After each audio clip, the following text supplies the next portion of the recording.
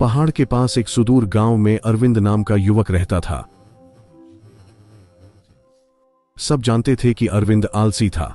वह अपना दिन दिवा स्वप्न देखने और कुछ न करने में बिताता था, जबकि अन्य गांव वाले अपने खेतों में काम करते थे। वह हमेशा किसी भी काम क्यों नहीं कर सकता था, यह बहाना ढूंढ लेता था। किसी दिन उसके पिता की तबीयत खराब हो गई और गांव का डॉक्टर उन्हें देखने आया। डॉक्टर ने कहा कि एक जड़ी बूटी मौजूद है जो उसके पिता को ठीक कर सकती है, लेकिन उसे पहाड़ की चोटी पर जाकर बूटी लानी होगी। अरविंद सोचता था कि पहाड़ पर चढ़ना असंभव है, लेकिन बाद में उसने अपने पिता को दर्द में देखा और उसने बूटी लाने जाना तय किया। वह अपनी यात्रा शुरू की। इतना ताकतवर नहीं था कि वह चल सके, थक गया और छोड़ने का सोच रहा था।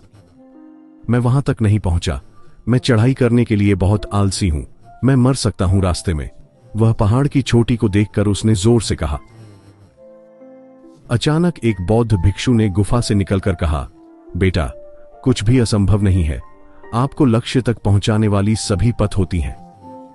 अनाथ हैं, लोग चीजें असंभव बताते हैं ताकि कोई बहाना बना सके। चढ़ते रहिए और जब भी गिरने की भावना हो तो यात्रा की शुरुआत के कारण और कितना दूर आप पहुंच चुके हैं, इसे याद रखें। अरविंद ने साधु के शब्दों से प्रेरणा ली, धन्यवाद दिया और शरोत्तम की ओर चलना जारी रखा। चढ़ाई लंबी और कठिन थी। अरविंद थक गया था, लेकिन उसने साधु की बात का पालन किया। उसने अपने बीमार पिता के बारे में सोचा, जिनके लिए उसने यात्रा शुरू की थी। जब वह ऊपर चढ़ता गया, उसने पहले कभी नहीं महसूस की गई अत्यधिक उत्साह की भावना का अनुभव किया। जब उसने अंततः चरम पर पहुंचाया तो वह थका हुआ था, लेकिन खुश था। जब उसने वह सब पूरा मार्ग जो उसने चला देखा तो उसे एक उपलब्धि की भावना हुई। अपनी थकान के बावजूद उसने जड़ी बूटी की तलाश शुरू की और उसे तुरंत ही मिल गई। फिर वो अपने गांव की तरफ पैदल चल पड़ा। वो हाथ में जड़ी बूटी थामे गर्व से पहुंचा। अरविंद, जिसे आलसी माना जाता था, पूरे पहाड़ पर चढ़ गया। लोग आश्चर्यचकित रह गए। पिता ठीक हुए और अरविंद ने आलस्य त्याग दिया। उसे लगा लक्ष्य और उम्मीद के बिना वो अचानक अपने सालों को बर्बाद कर रहा था। वो लक्ष्य बनाने लगा, मेहनत में डूब गया और धीरे धीरे तरक्की करने लगा। अरविंद ने जैसे ही प्रेरणा पाई, आलस्य भूल गया, जैसा कि इस कहानी में देखा जा सकता है।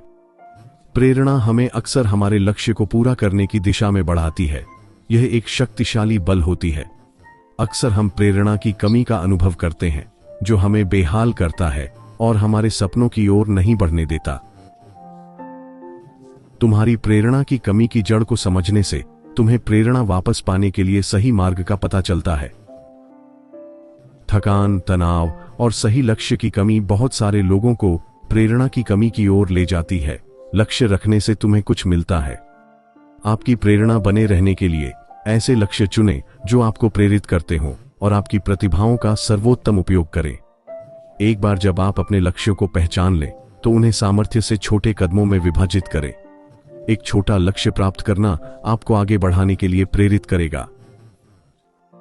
जब आप अपने लक्ष्यों को प्राप्त कर रहे हों, आत्मनंदन करें। खुद से कहें, मैं अपनी उत्तमता करूंगा और मैं अग्रसर रहूंगा। हमेशा याद रखें, आपका अतीत आपकी परिभाषा नहीं करता। आप स्वयं को परिवर्तित कर सकते हैं।